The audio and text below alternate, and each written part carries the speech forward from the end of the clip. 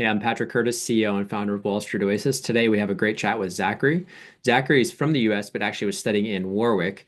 He had an absolute passion and gift for math and statistics. Listen to specifically kind of when he became interested in quant trading roles and prop trading. And more importantly, listen to how he persevered, even though he was getting super far at several different quant shops that are incredibly difficult to get into. He made it to many final rounds but just couldn't quite get that offer until he did. And listen to the advice he'd give to students that are in a similar position to what he was in. Enjoy.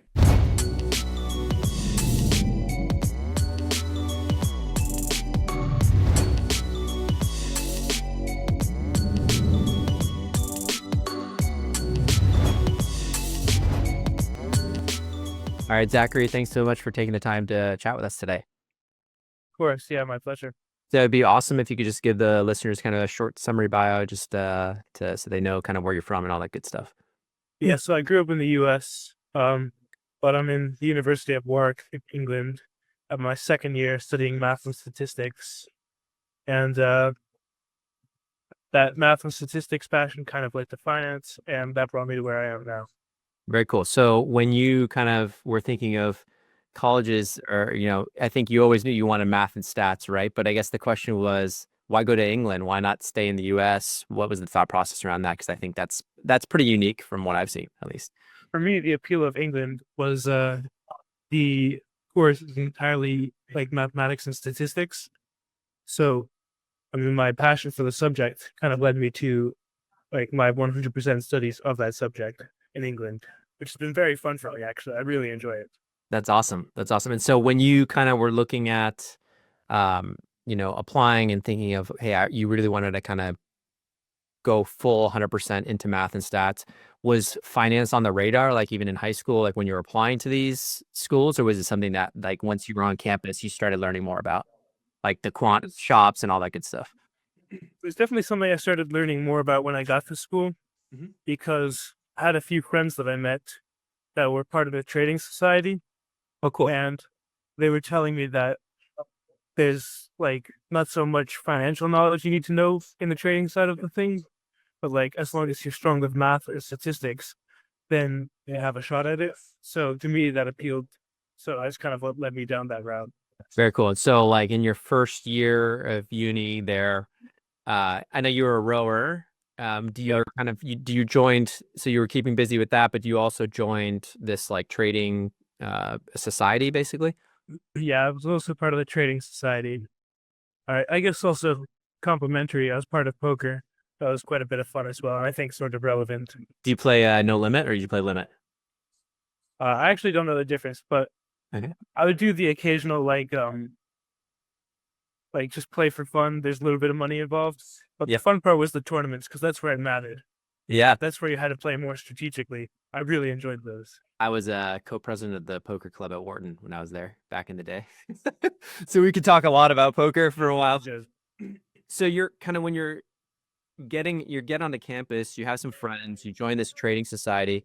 When do you realize like, oh, these are the quant shops? Like how do you become knowledgeable about that? And then I think you didn't join us kind of till I believe like was it your second year? yeah, Like exactly. going into your second year. So talk to me a little bit about like what you were doing, like the discovery process in that first year to kind of the decision to join us starting that summer, kind of leading into your second year.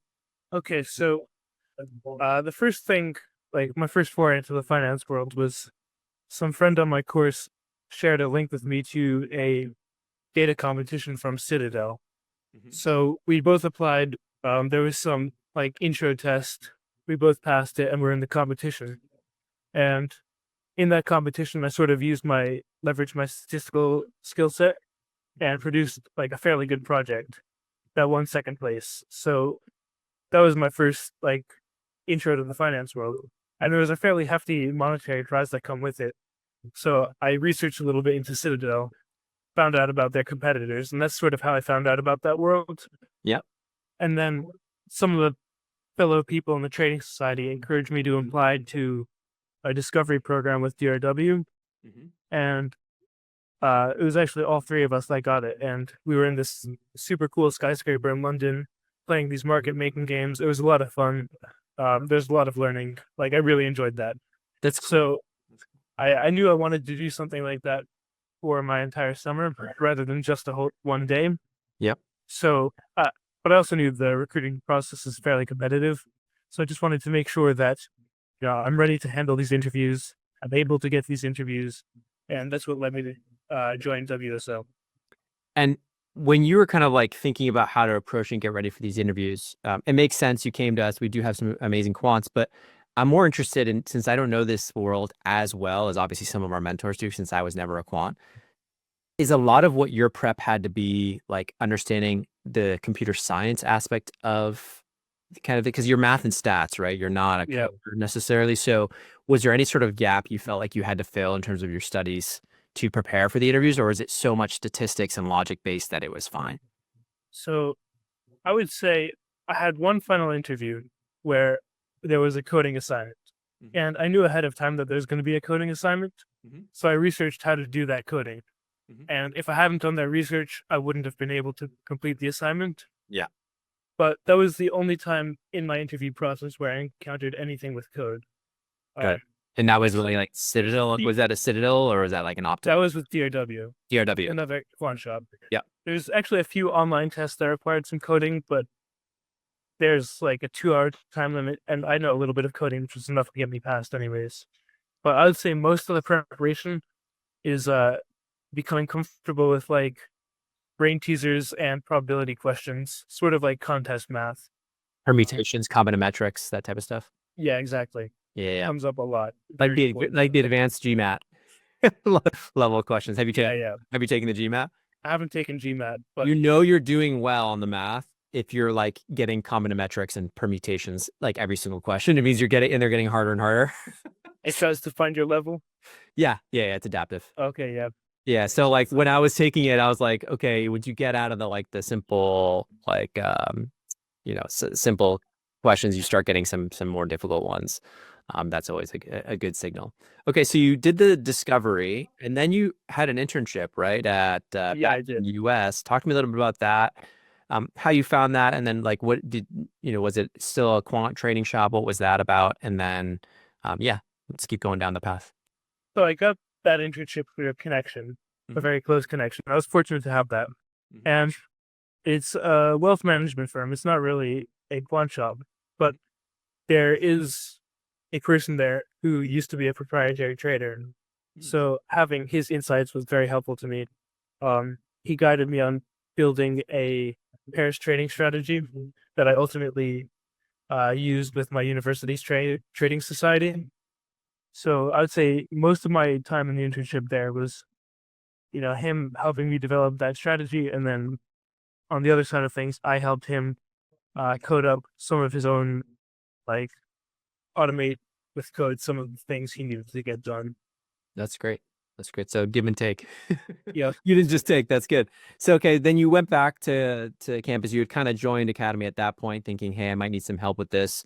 Talk to me a little bit about like obviously we did the resume review, CB review right out of the gate, LinkedIn profile audit. But talk to me a little bit about like the mentors you worked with. I think you were really close with Jeremy, but there was also some other people you worked with. So just thoughts on that in terms of like where you felt it was most helpful. Did you do a lot of mocks or was it more like, here's how you prep, that type of thing?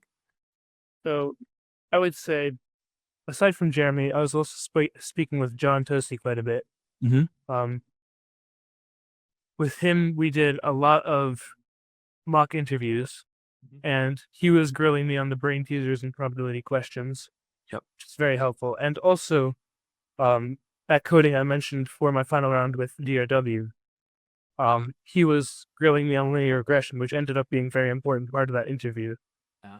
Um, so I found that very helpful. Like I didn't know much about linear regression beforehand, but I came out with like a very solid understanding of it.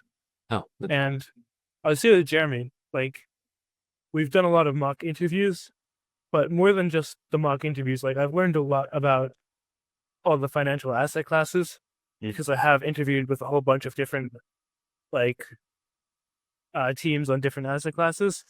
So although it was a lot of preparing for the interviews, also preparing for the questions afterwards, yeah. and to have relevant questions for when the interviews are over, Yeah. you need to be able to understand the team and what they're working with. So that was very helpful for me. That's interesting. And then tell me a little bit about just like I know in the academy we focus a lot on brand and a lot on story. Do you feel like that was at all helpful? Like the why? Did they ever ask you like the behaviors of like why you want to do this? Or tell me about a time you worked with data, like large data sets or anything like that? Oh, I had my story absolutely nailed down. Good. Um, it's always why finance or something like that. Why do you want to join us? Yeah. Yeah. So I start with saying I'm from the US. Then I say I came to the UK to pursue my passion in mathematics, followed by Citadel Datathon, which led to DRW, which led to my trading strategies with my summer internship previously, and with the trading society and all that. Plus the math competitions I've done kind of led me into the world of trading. So that was my story, pretty Love it. much nailed down. Yeah, you had it down. So talk to me a little bit about just like networking and any of that. Like, did you leverage some of the stuff we had? Did you scale it up? And then I want to hear a little bit about, I know you had some final rounds that you got really close. And by the way, for anyone listening, if you're not aware, these roles are incredibly difficult. There's very few seats to land in at top, prop shops or even top hedge funds for, for quants coming out of school. So, or these internships. Talk to me a little bit about just the processes you got in, like, and then kind of obviously the ultimate outcome, to let people know kind of where you ended up and how that came about. So I had final rounds with DRW, Citadel Securities, and CLSA, which is like a smaller prop shop. Yep. And I was rejected from DRW and CLSA. And then before I could actually finish my final round of Citadel Securities, they finished hiring. So I was moved to a different desk, and then I was rejected on the first round of that desk. Got it. And then at Jane Street, Virtue, and a few other similar shops, I got through a few rounds of interviews, but not quite to the final round. There's a lot of rounds of interviews, so It was tough. it is tough to get far. Yeah, you think investment banking is hard, quant is on another level. Well, the material is also so much harder too. The materials just Yeah, it's a lot of like quick thinking, like making sure yeah, there's little room for error as well. yeah, yeah. But ultimately, I landed a role with the investment strategies group at Goldman Sachs. I had also a few rounds of interviews there. Mm-hmm. How you how you ended up, obviously it's a great outcome. Um, do you feel like you improved kind of over your time with us? Do you feel like there's more improvement needed eventually, or like where do you think like you continue to grow kind of as an applicant and as a student of the financial markets and trading? Obviously, like there's always more to learn, right? But There's always more to learn, but I would say my biggest growth definitely came in the setting of the interview. Mm. By the end of my time at interview, it was just feeling like another conversation. Um, I think I'd had so much experience, interviews with previous firms, mock interviews. Like I was just so confident at that point. Yeah, I wasn't stressed by the questions they were asking. In fact, I was sort of looking forwards to what kind of interesting questions they might ask. yeah, I would say these interviews were even getting fun. yeah. Um, Because you had done so many of them, so many. even though, I mean, because I know there was a point where it was frustrating, right? Because you were getting so close to so many like multiple round processes. And I remember at one point, like there was like a, hey, what do I do if this doesn't work out kind of moment. And I remember it being tough. So like, talk to me a little bit about like that, like the mental thing, because it sounds like you were still confident, like you are passionate about math. You did have the chops to actually do this job. It's just a question of like getting your break. When you Exactly. when you didn't have like when it was say that third rejection where you had multiple rounds and you were super close, what was going through your mind? How did you kind of fight through that? And just like what was your mentality at that point? Was it like, hey, well, I'm just going to keep going and come back to the States potentially? What was your thought process there? But my thought process was like, I'm going to keep on applying. I'm going to, push this as far as I can go. Yeah. And the only things that I had thought about were that I didn't want to be too bored over the summer. Yeah. If I didn't have an internship, I didn't want to just sit around. So I made a backup plan for myself. I made two backup plans. Yeah. First backup plan was that in case finance isn't working out, I can go down the PhD route because that's also very attractive to quant rules. Yeah. And to bolster that, I was also applying to a bunch of research programs for mathematics in the US, as well as my own university in the UK. And I actually got a few of those. So I did have some backup plans already set in stone by the time I That's got amazing. my internship. That's amazing. That's amazing. So I guess kind of just looking back at the journey, any advice that you would have given yourself like a year and a half ago or 2 years ago, or any other students that are kind of looking to go down a similar path that maybe just don't know as much as you know at this stage? But I would say it in the realm of like the quant world, Yeah, um, in the realm of quants, yeah, specifically, yeah. just like a passion for mathematics comes first, I think. Um, then the second thing I would make sure to watch out for is like have a fairly strong understanding of finance, even if they say they don't require it. Like as long as you know options, like that's kind of a must. I've tripped up in interviews by not knowing enough about options before, so it's definitely good to know. But also just know the brain teasers. Um, I knew them so well at the end that like I'd even seen some repeats. Yeah. Um, and just get to a point where you're so comfortable with the brain teasers that like you understand the solutions. You can think of ways to answer similar questions, and like get to a point where like you're excited to see what questions they might ask. Yeah. Like the interviews are fun, like if you have the right mindset. Yeah. That's awesome. I love that. I think it's such a different, if you think about it, it's such a different like experience for you when you're walking in, like excited to actually like see what they're going to ask you instead of like sweating, like nervous about it. It's just like a totally, it also probably just comes across and like you're able to be friendly and laid back and confident, but not arrogant, right? So it's like a really nice balance. So that's awesome. Well, If I I could add appreciate, one more thing though, yeah, please do. as advice, I've actually been asked quite a bit about my interests on my CV, so make sure they're relevant and maybe interesting. Quite a few times I've been asked about card throwing and lizard keeping, which I thought was What's your favorite lizards? well, I have leopard geckos, so Oh, I had to speak on them quite a bit. nice. Definitely my favorite. Yeah. And yeah, I'd say like maybe add something unique to your interests and make sure you know and can talk about it. Yeah. Imagine you're interviewing and there's another lizard lover there. They're going to want to hire you. Exactly. Right. So that's so cool. It's so true. It's so true. If you have something unique and interesting, and this is, it's actually funny because I had another, call with a student that got placed at an amazing outcome at an investment bank. And he was saying how the ideal outcome is in if the interview or even the coffee chats, the networking, if you're not talking about finance at all, if you're just talking about interests, that's like the ideal outcome. So I think that's what everyone should kind of try to get to, where there's such a good conversationalist that it's not like, hey, tell me about your role and get me a referral. It's more about like, hey, who are you as a person? What do you enjoy outside of work? I always think that's a good approach. Awesome. Well, Zachary, I appreciate you taking the time, and of course, stay in touch and let us know if we can be helpful kind of going forward. All right. Thank you so much for all your help. Thank you.